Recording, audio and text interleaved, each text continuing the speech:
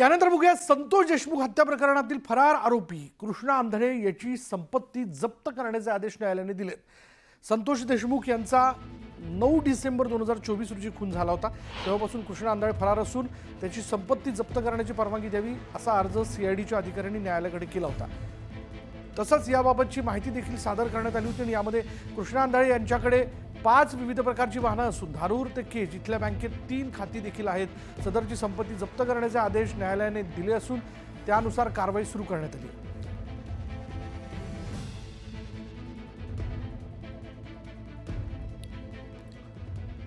फरार कृष्णा आंधळेला तात्काळ अटक करून त्याला फाशी देण्यात यावी अशी मागणी जी ती पुन्हा एकदा सरपंच संतोष देशमुख यांच्या भावाने केली आहे। दरम्यान उद्या मस्साजोगचे ग्रामस्थ एक महत्त्वाची बैठक घेणार असल्याची माहिती धनंजय देशमुख यांनी दिली आहे। तसंच कृष्णा आंधळे याची संपत्ती जप्त करणे एक प्रक्रियेचा भाग आहे।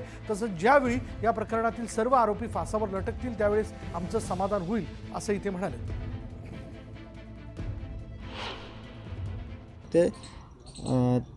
ते त्यांचं सीआयडीनं त्यांचं काम केलेलं आहे।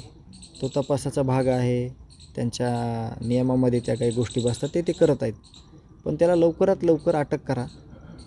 बाहेर मोकाट जिथं आहे तिथून त्याच्या मुसक्या आवळा, त्याला इथं न्यायालयात सादर करा, पोलीस स्टेशनमध्ये आणा आणि पुढील कारवाई करून त्याला लवकरात लवकर फाशी द्या अशी आमची मागणी आहे।